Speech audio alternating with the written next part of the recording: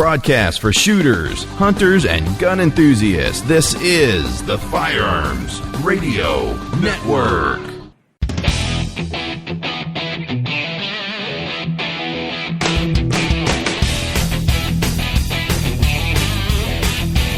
Hello and welcome to episode 168 of Gun Guy Radio. This is the podcast that shines a positive light on the firearms lifestyle. I'm your host, Ryan Machad, and this is your weekly dose of positive firearms talk without the politics. So this week, I'm joined by John Chaos of the Chaos 311 Clarity YouTube channel, and we're going to be discussing submachine guns. The submachine gun is a popular weapon in video games, movies, and TV shows, and there are a lot of myths that surround its use and function.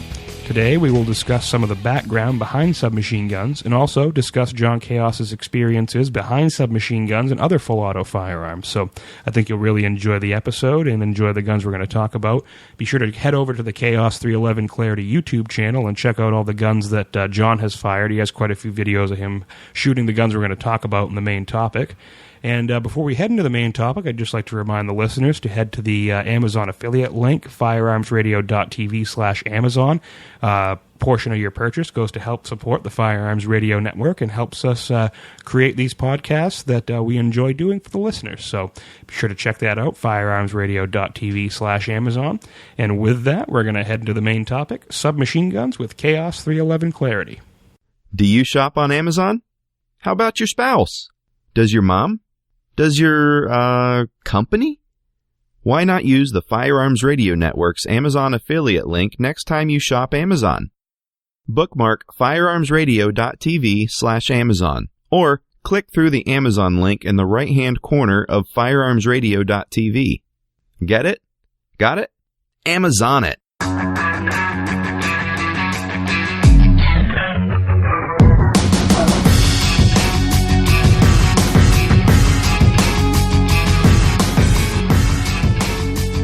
All right, so we're into the main topic. I'm joined by John Chaos from Chaos 311 Clarity. How you doing, John?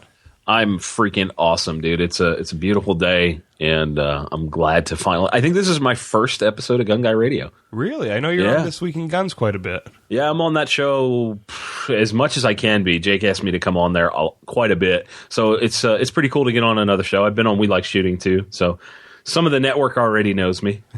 Well, yeah, we got to meet briefly at NRA. It was a great time meeting you down there, and I've been a huge fan of your channel for quite a while, and that is how I knew that you have quite a bit of experience with full auto. Well, thank you for watching all the videos. That's really cool. I appreciate that. And yes, I do have a few rounds through a couple machine guns, just a little bit. So this episode, we're going to have a little bit of a basic primer discussion on submachine guns. So I have limited experience behind full auto. John has quite a bit more than me, like he just said. So we'll have some really valuable insight to kind of bounce back and forth and talk about them. So starting out, what defines a submachine gun? Because in my mind, it's a fully automatic firearm that is typically fairly compact and fires a pistol caliber cartridge.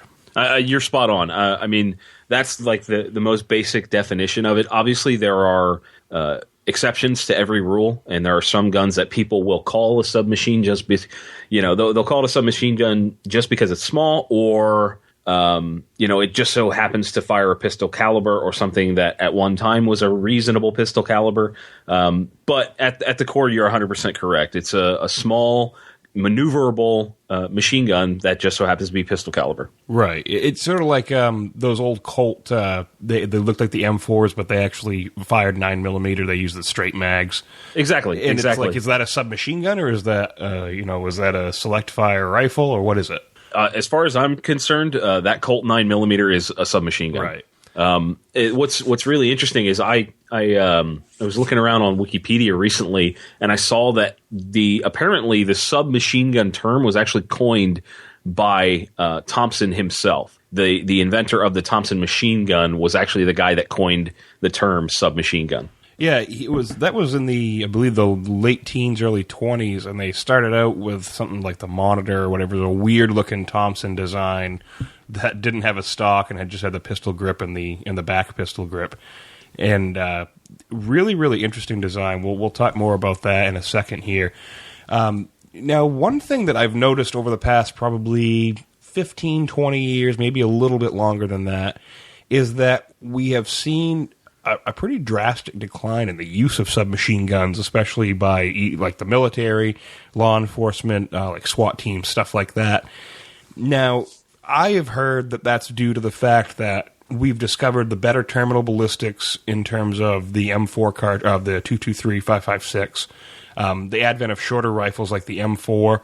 Is that sort of the reason you think the submachine gun has kind of fallen out of favor with those types of groups? Yeah, I think you're spot on. I think that a lot of departments see the advantages of using rifle calibers in shorter platforms, and now with all the advancements we are able to make in ammunition and bullet design, we're able to utilize rifle cartridges in much, much smaller areas. You can change the powder so it burns quicker and doesn't just throw flames out the end of the barrel and lose a lot of velocity. You can tailor it to the shorter guns, and I think that's why a lot of departments are moving towards that. And on top of that, we haven't seen a whole lot of innovation in submachine guns because they're not part of the public sector currently in the U.S. I mean, think of it this way. If you were able to go out and buy a submachine gun, there would be a ton more options out there because it would be financially viable for these companies to do so. I mean, the only one that, in my eyes, stands out as a modern submachine gun is a Chris Vector. Right. And, they just released a new 9mm version, which I can't wait to put my hands on it and fire in full auto because, I mean, that in 45 is amazing. But I digress. I think you're spot on. The shorter M4s and new SBR, compact rifles are what people go to because, it's kind of, it covers the gambit a little bit better. Well, and there was kind of it was kind of counterintuitive in terms of the cartridge usage too, because people were talking about like house clearing, for instance, with a SWAT team, and you would think, okay, well, a 9mm it's a pistol cartridge, and a 223 5.56 is a rifle cartridge, so the 9mm is not going to penetrate walls, you're not going to have your over penetration, stuff like that. It's actually not the case, we discovered. I know a lot of people say the 223 is probably actually better in terms of destabilizing once it hits your intended target and not over penetrating. Well, I mean, if you look at it just by the numbers, a 9mm, basic 9mm is 115 grains, where you've got 55 grains in a 223 bullet or 5.56. You know what I mean? Like 62, 55. That's significantly less than a 9mm projectile. So there's less to destabilize. And, because it's a certain design, it'll deviate from its path and all that sort of thing. Now, I will go out there and say this. In a home defense scenario, everything goes through walls. It's just a matter of how many walls it goes through. That's what a lot of people misunderstand, is drywall is not ever going to stop a lethal projectile. It's not going to happen. One sheet of drywall, it'll go through. Don't question it. Now, will it function on the other side the way it's intended? Unknown. How many walls will it go through? That sort of thing. But, again, 9mm is a heavier bullet, and that's why it'll clear more walls. It's that simple. Right. And so the submachine gun really has its roots in the early 1900s. You started out with like the Luger P08, the Mauser C96, and some of those were converted to full automatic operation with detachable stocks. Now, we would probably these days consider like the Mauser C96 with that 712 conversion, the Schnellführer. We would consider that sort of a machine pistol rather than a submachine gun, but it still fires the pistol caliber cartridge. Your first practical submachine gun was probably the MP-18, designed in 1918, used obviously after World War I. Maybe a little bit, but it was intended to be used by the German stormtroopers employing these infiltration tactics in some of the trenches and stuff. And then you had stuff like the Thompson, like we were talking about, came into existence. And the idea behind that was using it as a trench broom. You could go from left to right and clear the trench, which whether that would have worked effectively in real life or not, I don't know. Right, unknown. And you have to also remember that the reason that 45 was chosen is because they were already using the 1911 as a sidearm, so it was the same ammunition. Right. You know what I mean? They weren't thinking rifles back then because at the time, I believe they were still using the 1903, the Springfields, and that's a 30-06. You know what I mean? Like, they weren't thinking, put that in something small. They're going, okay, we can adapt our pistol ammunition into a full-auto machine gun and go ham with it.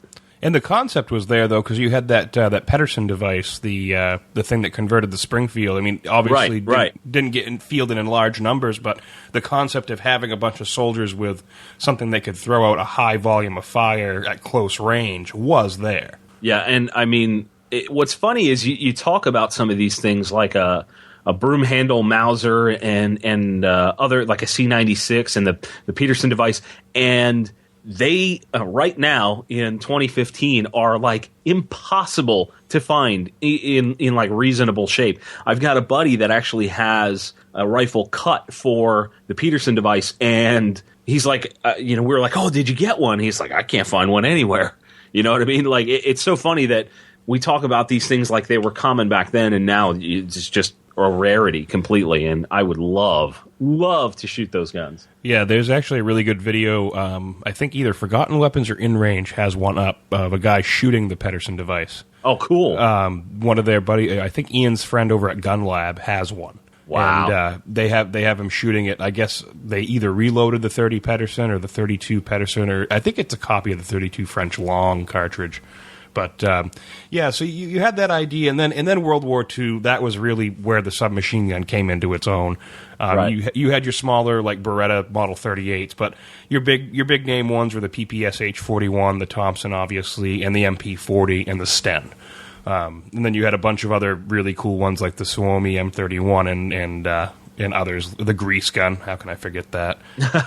and so World War II, the submachine gun really came into its own.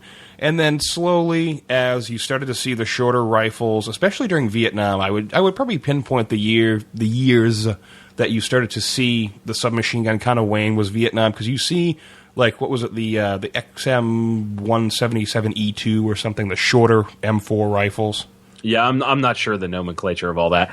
I know that it's kind of funny because you see it kind of go in waves. Obviously, we saw it in World War II era, and then it tapered in Vietnam era. But then, I guess, as police forces, at least here in the U.S., started to become a lot more, for lack of a better term, militarized. You know, we saw a lot of SWAT teams coming up, and they were heavy in the 80s and late 80s, early 90s with submachine guns, and that's where your HKs started to really come into play, because at the time, as far as I'm aware, there weren't a whole lot of variations besides what HK was doing. I mean, I'm kind of a fanboy, so they stick out in my head, but I don't know. Do you know of any in that era that stand out? Not really. I mean, like you said, the HKs. I really enjoy shooting the MP5. Just a fantastic submachine gun, but realistically, no, that's really the one that stands head and shoulders in my eyes in terms of submachine. Anybody who thinks a submachine gun, anybody who isn't really a gun person, but they kind of have an idea what a submachine gun is. Yep. Most people have seen Die Hard. They know what an MP5 is. And good on them for knowing what an MP5 is. Exactly. It's awesome. And then recently, I've seen sort of the move, and it's probably beyond the scope of this discussion, but the move towards not so much submachine guns, but now they're termed PDWs, the personal defense weapons.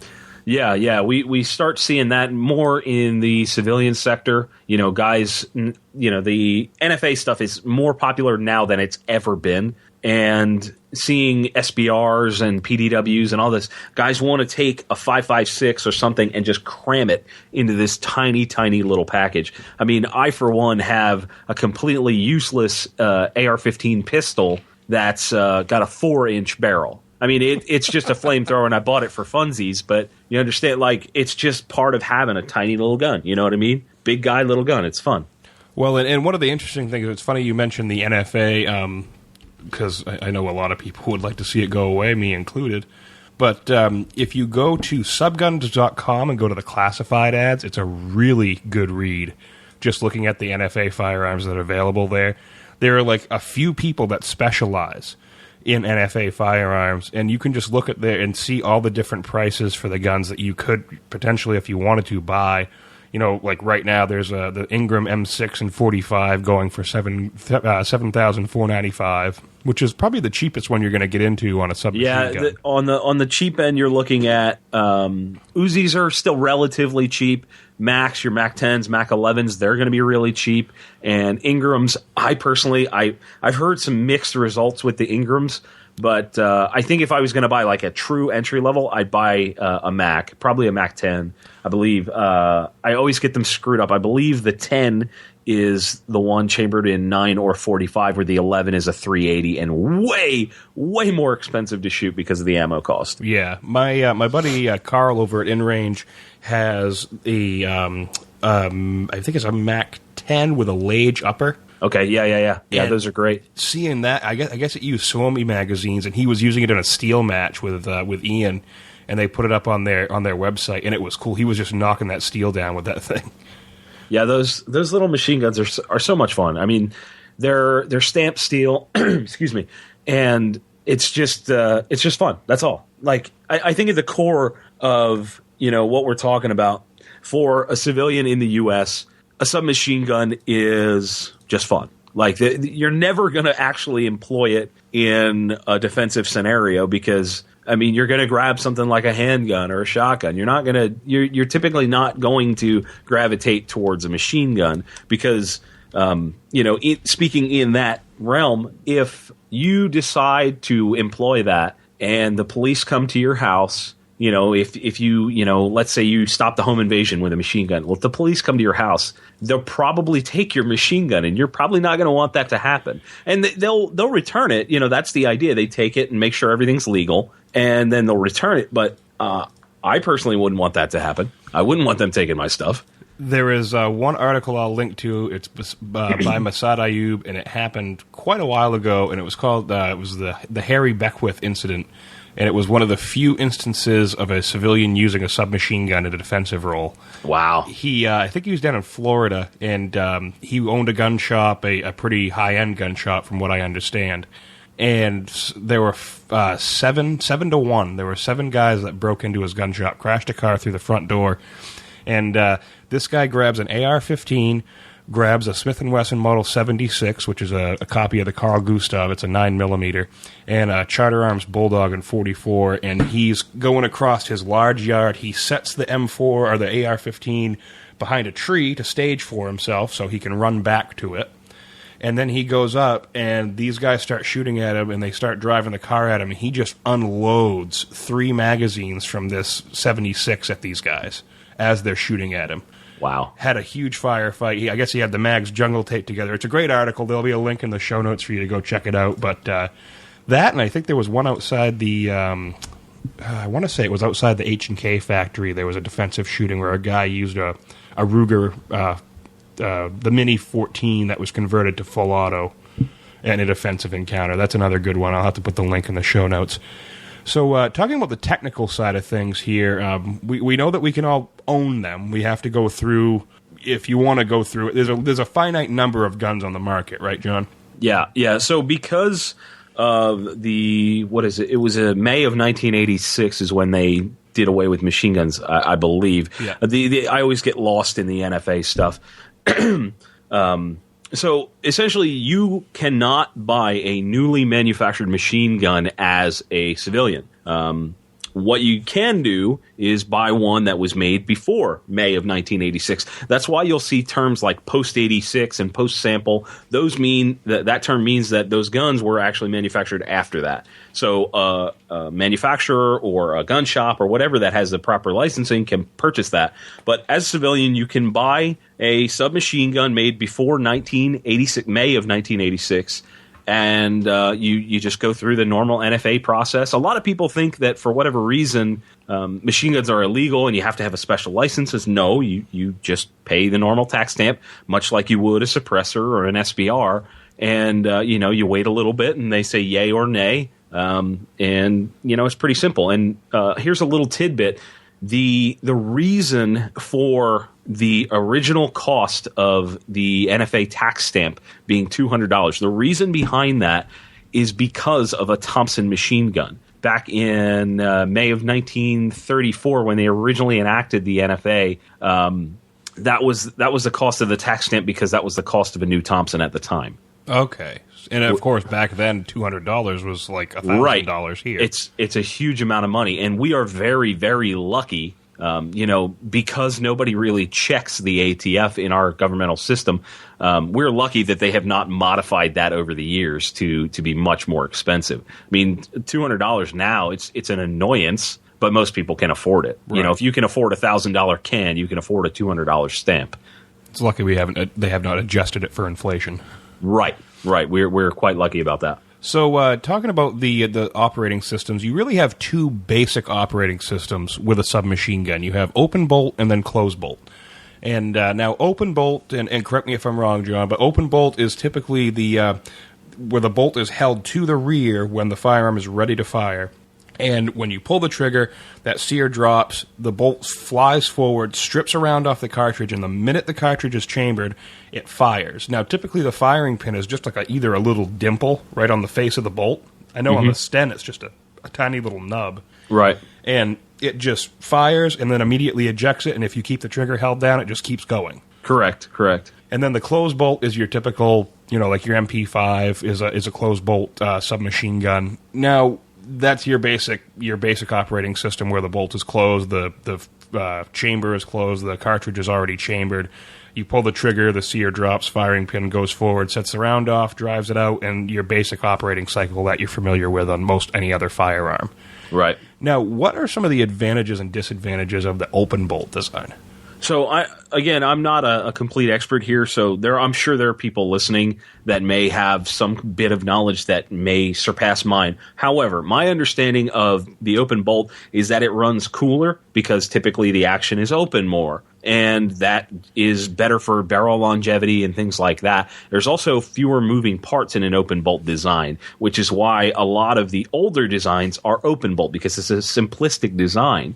And that in a machine gun, cooler and simpler, that's a home run in most people's book. Now, my understanding of closed bolt is that it tends to be a little bit more accurate because everything's locked up nice and tight when the thing is chambered. You know what I mean? There's more time of it being closed, so it tends to be a little bit more accurate and a little cleaner, if I understand correctly. But you'll see guns where there are open and closed bolt versions of the exact same firearm. You know what I mean? You'll see an open bolt and a closed bolt machine gun that are technically the same platform, but they utilize different operating designs for different purposes. It's kind of unique, but that's more on light machine guns and stuff like that.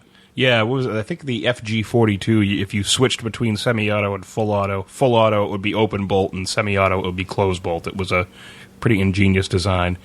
I just want to go on record and say that anybody out there that happens to have an FG42 and a bucket load of ammo, please just shoot me an email, and I'm going to come over and we're going to film it in slow-mo, and it's going to be amazing because I have never fired an FG42, and that's on my bucket list. From what Ian says, Arizona is the mecca for those types of things. I got to take a trip. I'm over here in Pennsylvania. That's a long way away, but I think I can do it for some machine guns. What do you think? I think so. So yeah, I know when I fired the Sten, it was a weird feeling because you first of all you're used to racking the slide and letting the bolt slam forward. It doesn't do that. Right. And then you have to be careful if you had like a jam, for instance, and you stripped the magazine out, and Hickok 45 has done a video on this where he had almost like it hung up on the magazine. He pulled the magazine out, and the bolt slammed forward, chambered the round, and fired. Right. So you definitely have to have a different mindset when you're using an open bolt subgun. And then also that trigger pull, you're pulling that trigger, and these bolts, since it's straight blowback, the chamber is sealed by the weight of the bolt and the weight of the recoil spring. So the bolts typically tend to be fairly heavy. And there's a lot of moving mass when you let that trigger go, and it kind of throws your sight off a little bit. But it's not a precision rifle, but still, it's kind of distracting the first time you pull the trigger on, especially a Sten where it's a little bit lighter than like a Thompson. Well, I think open bolt and closed bolt machine guns totally feel different. It's really, really, it's kind of You've got to try a few of them before you really know what's going on. But I've shot a few of both, and they feel significantly different. And what you're talking about with the sight picture and all that, I mean, that's any machine gun. You're never, ever going to get a machine gun that is recoiling and firing, 700-800 rounds a minute and maintain the sight position. Maybe a 22. You'd be lucky if it's a 22. And I think people underestimate the amount of push that you get from a machine gun. Even a 9mm machine gun, there's still a significant amount of collective recoil. It's only a 9, so there's not a lot of powder, there's not a lot of backwards energy, but collectively, dumping a 30-round magazine, you have to lean on these guns. And I know a lot of guys, I'm a big dude, and they get manhandled because they don't set themselves up for success when firing. But it's pretty funny to watch, that's for sure. And like I said, it takes some time, just like any firearm. It definitely. Go ahead. Yeah, well, it's like when I was shooting that full auto AR back when I was younger, there was a hollow sight on it.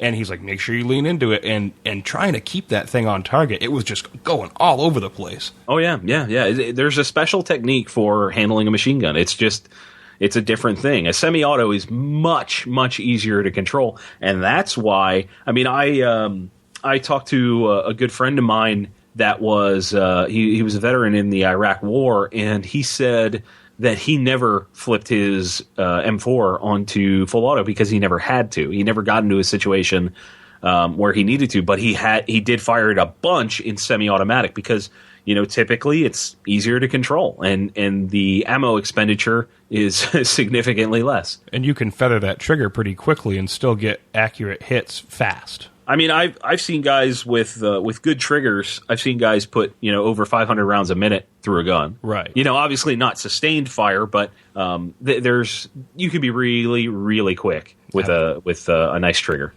Now, in submachine guns, there's been quite a few different calibers. Your most common caliber, I would have to say, is definitely the 9mm when it comes to submachine gun. 9mm and 45. Yeah, for sure. Especially 9mm a lot more lately. Earlier on, like World War II, stuff like that, 45, especially because, bullet technology wasn't what it was. Isn't what it is today, and so everybody wanted that bigger bullet. And then you have other subguns like I think it was the H&K UMP that was in 40 and 45 as well. Yep. H&K made not too many of them, but the MP5 and 10mm for the FBI back when that whole 10mm fiasco was going on. And then very limited numbers. You see the 7.62x25, which is one of my favorite cartridges of all time, in the PPSH 41. Yeah. Hey, do you want to have a quick second to hate me? I fired an MP5 in 10 mil last year at SHOT. How was that? It was awesome. There was a company called More Advanced Dynamics, and I got a phone call from my buddy at Four Guys Guns, and he said, "Hey man, you got to come down to Strip Gun Club. We're doing this little demo. This company came out and brought some stuff." So of course I fly down there in a cab, and I go into this room, and it's nothing but HK machine guns. They've got like a 300 Blackout, like stuff that you don't normally see, like a 308 SBR, like a really, really tiny one, and a whole bunch of other stuff, including an MP5 and 10 mil. So of course I had to, being an HK machine gun fanboy, I had to put some rounds through that. Now that's one with a straight mag, right? Yes, I believe so. Yeah. It's a plastic magazine. How was that, shooting that? Because I know my buddy has a semi-auto version, MP5 SD, with the integral suppressor. Ooh, that's cool. And it's nice, but in full auto, I don't know, 9mm is not terrible to control, but in 10mm... for those of you out there that are not familiar with me, I'm a big boy. I'm about 6'1" on a good day, and I weigh about 300 pounds. So I'm not a small guy. So when I lean into a machine gun, I can generally hold my own. So I'm not the best judge of something like that. It's a little bit more than a 9mm. I would compare it more to like a UMP 45 almost in recoil impulse, which a lot of people do not like, that the UMP 45. So I think it was cool. It was a super, super quick fire rate, and obviously it was a lot of fun. But it wasn't like unheard of or impossible to control. It's kind of sad that those didn't really take off a little bit more, because I think there's a dearth of 10mm carbines on the market right now. I wish there were more 10mm carbines out there. I think that'd be really, really cool. I'm a pretty big fan of the pistol caliber carbine concept. So I think, as our industry continues to evolve and change and grow, I mean, we are at a significant point in the firearms industry history where we're seeing more new stuff, more innovation than ever before because of the massive growth. So I think we'll start seeing things like that. I mean, Chris with the 9mm Vector and things like that, there are going to be a lot of companies that go, you know what, we can do a pistol caliber carbine. That's a lot of fun. Right. People will enjoy that. Now, before we move into the notable submachine guns here, I've seen, and this was probably one of my favorite videos I saw you do, the Beretta 93R. Now, what separates the machine pistol in your eyes from a submachine gun? Honestly, package. I mean, the guns like a Glock 18 and a 93R, it's essentially a handgun. I mean, there's no like receiver set and all this. It's a handgun that just so happens to shoot full auto. And on top of that, they're freaking amazing. Now the 93R, we'll have to get into this. Well, actually, we'll probably get into it right now. I know there was quite a story behind that one that you told in your video. It was like one of only 2 or 3 in the country, if that. So the gun I fired happens to belong to a good friend of mine. His name's Josh Prince, and he is known throughout our community as he's a firearms lawyer. Like, that's what he specializes in at Prince Law. They do trusts and things like that, but they also are standing up for people's rights in a big way, especially here in Pennsylvania. They've gotten, I don't know, a whole bunch of communities to repeal their nonsense firearms laws based on truth and fact, and it's amazing. And Josh, he happens to be he's a great guy, and on top of that, he happens to have some really amazing stuff. I'll give you an example. So the first time I walk into Josh's office, so he's got a normal desk with some cool stuff on it. Right behind him, he has a 20mm Lottie on skis. So that's the kind of, and then on the wall, there's a demilled, what is it? The AT4. Oh, okay. So that kind of gives you an idea of the type of guy that Josh is. And he happens to own a one-of-one Beretta 93R manufactured out of titanium. So this is the only one in the world that is transferable and made out of titanium.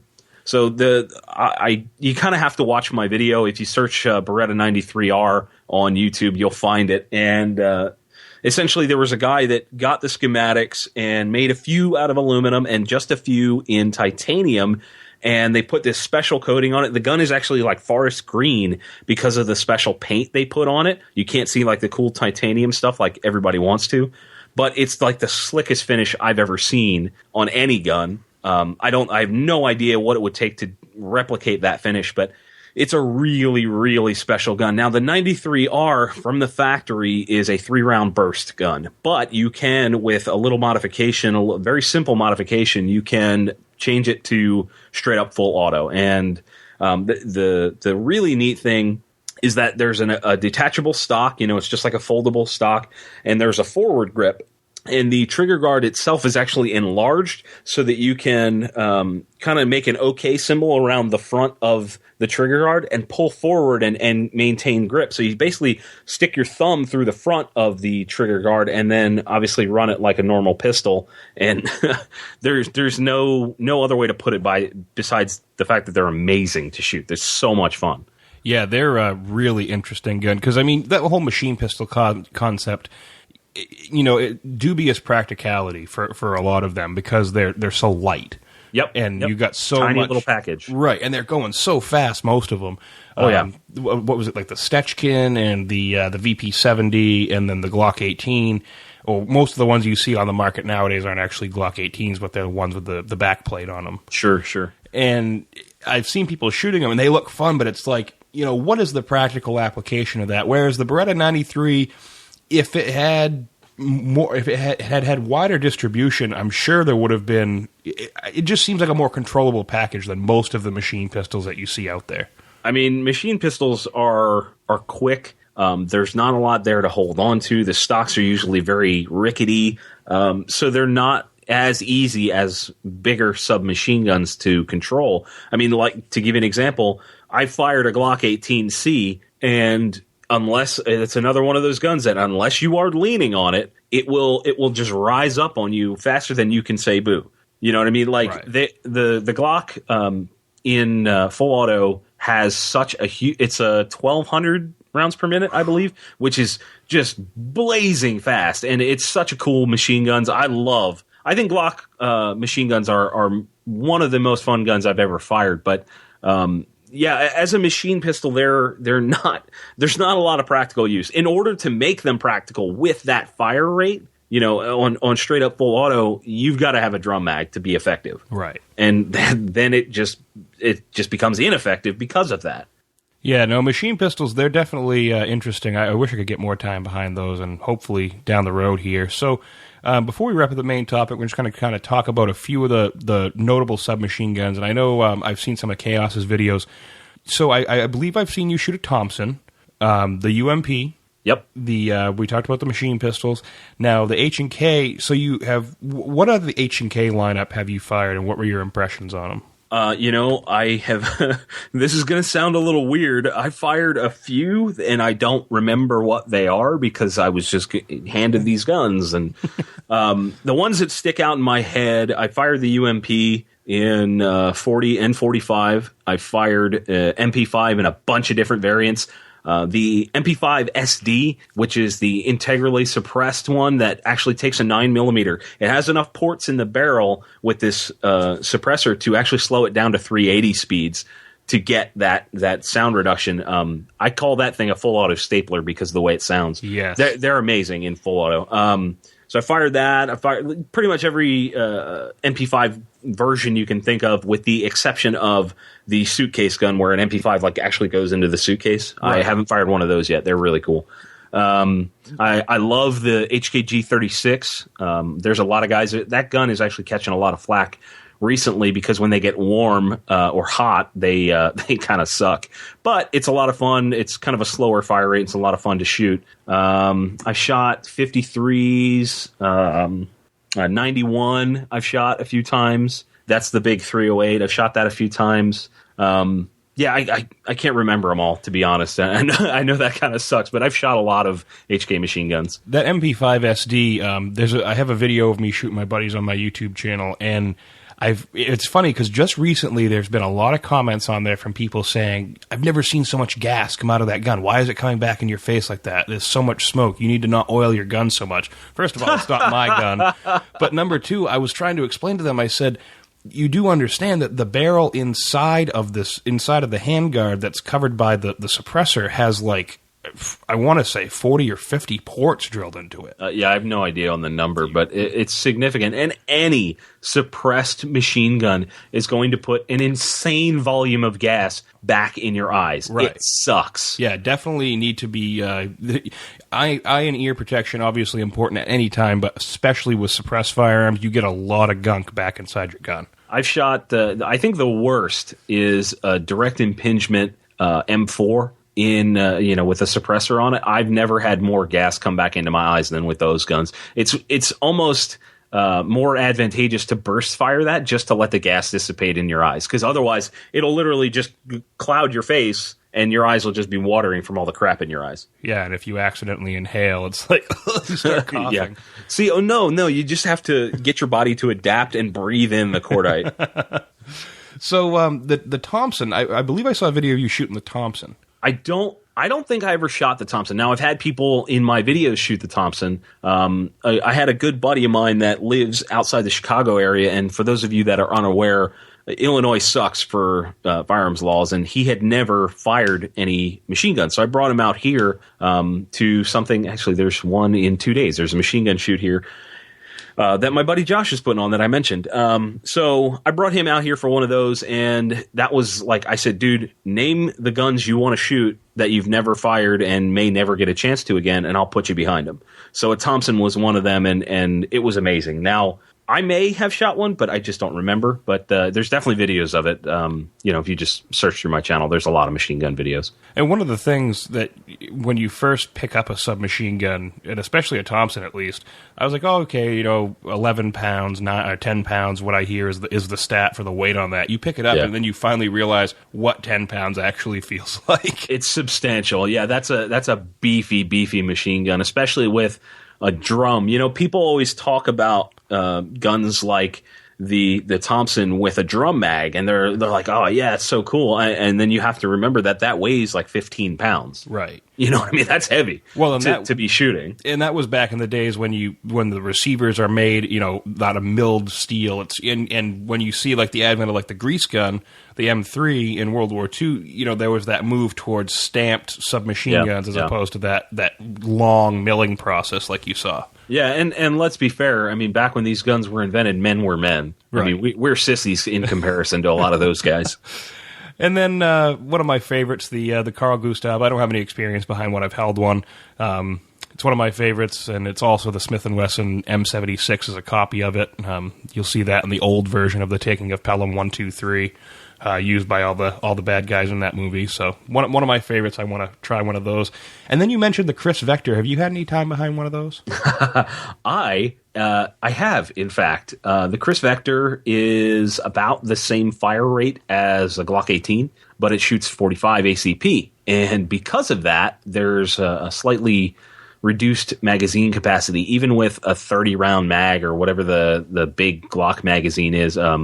They are insanely fast. I mean, there's a double tap. It's 2 rounds, and then there's full auto. And the fire rate is so fast that when you double tap, you can actually just about put both rounds on top of another on target.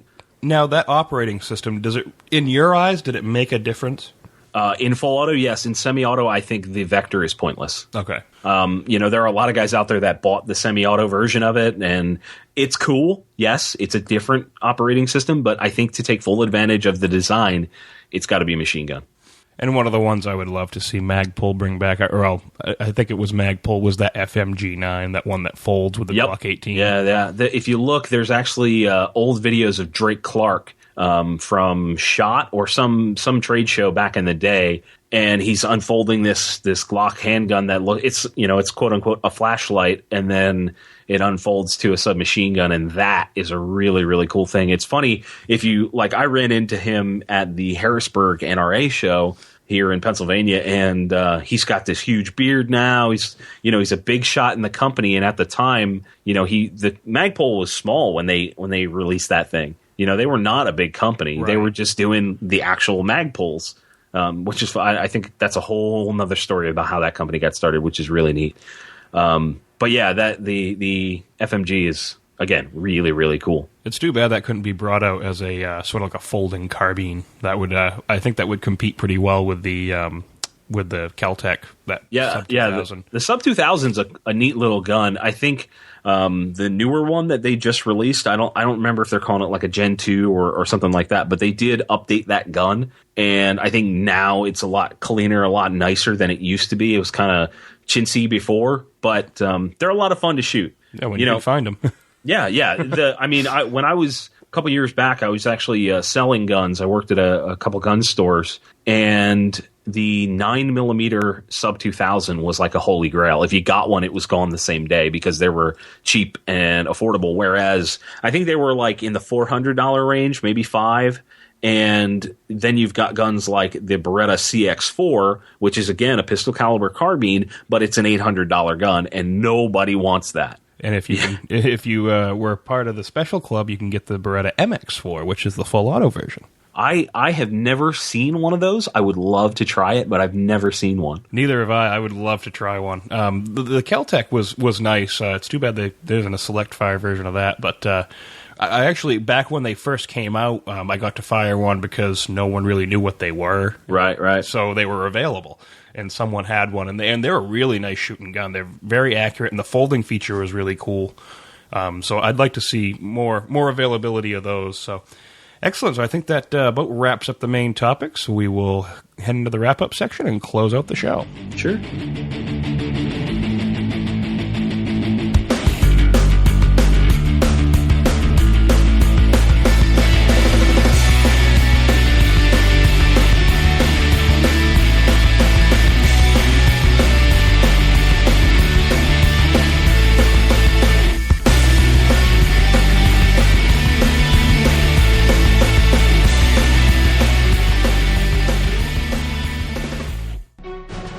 Ballroom jeans, fire hose work pants, and long-tail tees are three favorites among the men of Gun Guy Radio. Duluth Trading Company has perfected the art of clothing the manly man. If you want manly comfort that's trusted by these gun guys, go to gunguyradio.com/Duluth and check out the other manly essentials Duluth Trading Company offers gun guys like us. All right, John, I just want to thank you so much for coming on the show. I think the listeners will really enjoy it. And, like you said, neither of us are experts, but I think a pretty good discussion. Yeah, for sure, man. I think it was a lot of fun. I want to encourage everybody to head over to my YouTube channel. It's youtube.com/chaos311clarity and check out all the videos. I think the most recent one I've got with a machine gun is firing the PPSH 41. That's a 7.62 by 25 machine gun. That was really cool, and we filmed that in slow motion. So definitely head over there and check out a bunch of the videos. I think we had a lot of interesting discussion here, a lot of new terminology, and a lot of different guns we talked about. But everything here is attainable in some way, especially if you've got deep pockets, and everything's fun. At the end of the day, this is all fun. And there'll be links to that in the show notes, gunguyradio.com/168. And there's that machine gun shoot. Do you know the details on that, John? We're recording this on a Thursday. Do you mind if am I allowed to date this? No, go ahead. So Saturday, May 16th at, I believe it's Eastern Lancaster County Rod and Gun. That's in Pennsylvania. It's a machine gun shoot. It's open to the public. There's usually a bunch of belt feds, a bunch of M4s, Max. I mean, you name it, it's there. I mean, I didn't unfortunately have a chance to fire it, but the last one I was at, there was an M60. I mean, that's a place where I've got the chance to shoot a lot of cool guns. But if you're in the area, if you're in southeastern Pennsylvania and you're around on May 16th, come out to that. You can search for it on Facebook. I know there's an invite or an event thing created for that, so definitely check that out. Yeah, we'll definitely share that on the Gun Guy Radio Facebook page. So, well, John, I appreciate it, and have yourself a good day. Thanks, Ryan. It was a lot of fun, man. Gun Guy Radio says thank you and proudly displays artwork and graphics designed by Ryan Cross of Hunter of Design. hunterofdesign.com. Well, I hope you're enjoying Gun Guy Radio, and if you are, please consider going over to patreon.com/FRN.